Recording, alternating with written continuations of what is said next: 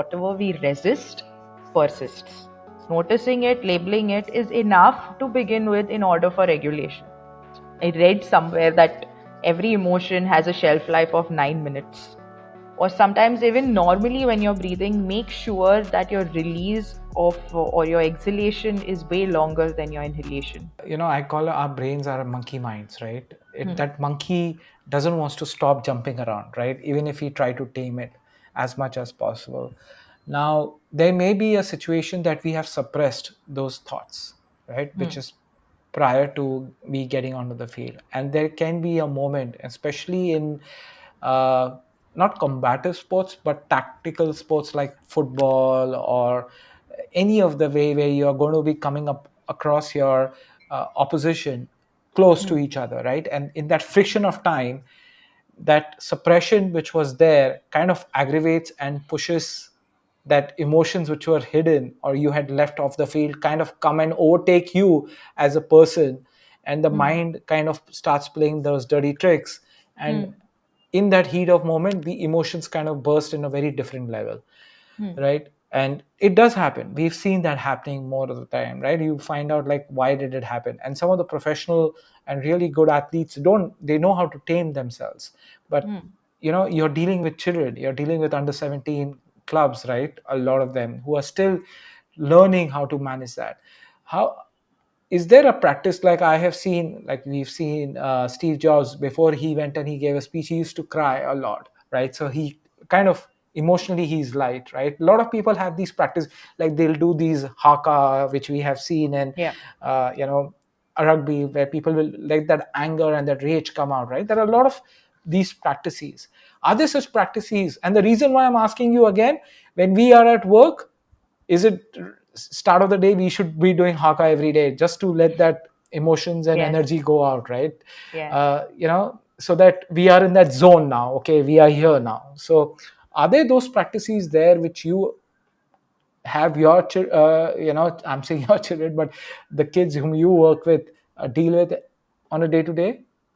See, Anis, one thing we need to also remember and understand and actually absorb this fact is that whatever we resist persists. Yeah. Okay. So the more I'm going to resist to not let my emotions come out, or the more I'm avoiding it, or the more I'm pushing it down, it's going to come out at a time and space when I'm not ready to handle it. Yeah. So stop avoiding. Number one, start Nice. addressing, stop avoiding. And we use different therapies, okay, as a part of our work. And one is ACT, which is acceptance commitment therapy. And in that, what the logic of the therapy is that you don't fight your emotions, you just let them pass, because the storm has to pass at Hmm. some point.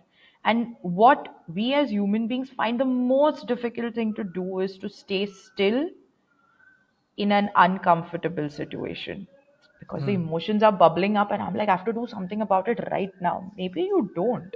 It's bubbling up right now. It's an emotion. It has a window, period. It will leave you. So, in this therapy, what we train people to do is we tell them, okay, the idea is your mind has to play like the sky. Your mind is the sky. And like the sky has many weathers, your every emotion is like a weather. No weather is going to stay beyond its time. Your rainy season is going to come and go, the storm is going to come and go, the sun is going to come and go. It is going to leave you. But Hmm. yes, in that moment it's going to be difficult. So can we learn to sit with difficult emotions, because they are going to pass. Because the more Right. you fight with it, the more you're going to get fused into it, the more you're going to let that narrative rule whatever you're going to do. So, do you need to stay fused and let that narrative? Because then the monkey is playing. Yeah. Then the constant worrying is happening. Then the constant rumination is happening, right? And if I need to, and there's a reason why you choose to stay in that situation, even after knowing I'm suffering, like I'm not able to get out of this thought process, because there are benefits to even staying in that situation. Yeah. The benefit may be that constantly you're anticipating the worst case scenario and your brain is preparing you for that. Right. That's a pro. That's something that's actually helping you in that situation, right? Which is why Hmm. you're staying in it. So learning to diffuse, learning to detach yourself, learning to just look at it for what it is without any bias. Yeah, I am upset right now. Labeling it, noticing it, labeling it is enough to begin with in order for regulation.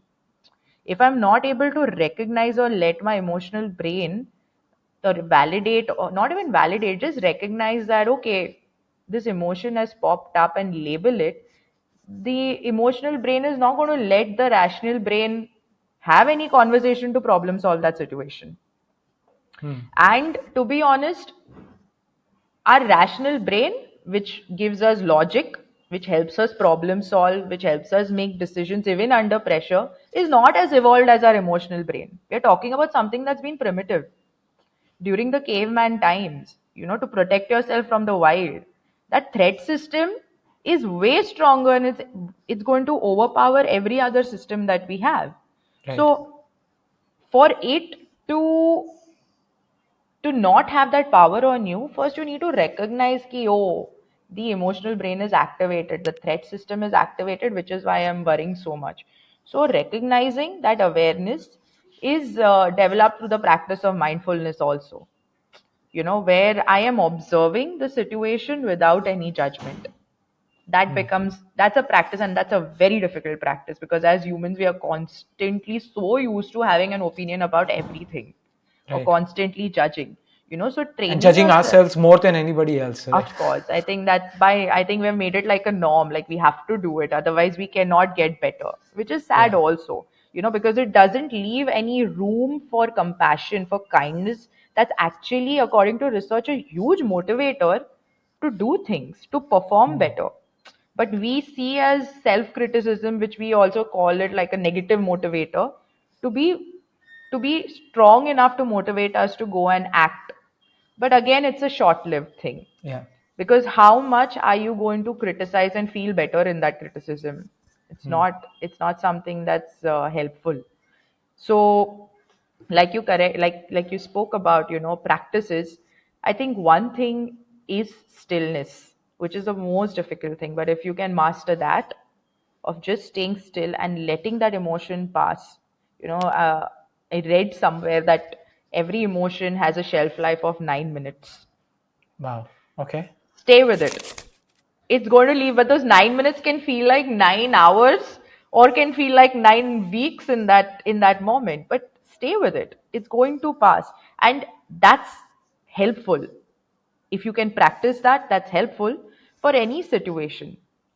Learning to even diffuse from or detach yourself from the story that your mind is telling yourself, that monkey is constantly playing in the mind, it's not able to stay still. That story, you'll at least that story will stop ruling your life. Very So interesting. number one, notice, observe without judgment. Second is label it. Let the emotional brain calm down so that the rational brain can speak, right? Breathing really, really helps. So do some breathing, especially when you're too stressed. You have a double sigh where you breathe twice and release it. Or sometimes, even normally, when you're breathing, make sure that your release of or your exhalation is way longer than your inhalation. That helps with your stress release. Hmm. That's another thing. Or talk to someone who can bring that better energy in you. Rather than going into these deep practices, is there someone to begin with who can help you with it? Just having a conversation with a friend can just create a lighter mood where you're like, Arey, it's okay, I don't need to pay so much attention. It's a small, trivial thing. As simple as that, or journal about it. Right. Because if it's something really strong that you want to address, write about it. Hmm. When you write about it on a new day, or on another day, or in a few days, when you open it back and you look at it, you're looking at it with a fresh mind, with fresh eyes, and with a better perspective. And you yourself will find the answers to uh, the problem or the stressful situation that you feel that needs resolution. I hope you enjoyed this clip from my podcast series called Masters Decoded. The intention of bringing these clips to you is to allow you to understand some key moments of the conversations I've had with my guest. I would recommend and highly encourage you to listen to the entire podcast, which you can find the link to the podcast in the description below. I look forward to you subscribing to my channel and hit the bell icon so that you can be notified of all the future clips which we keep releasing every week on this channel.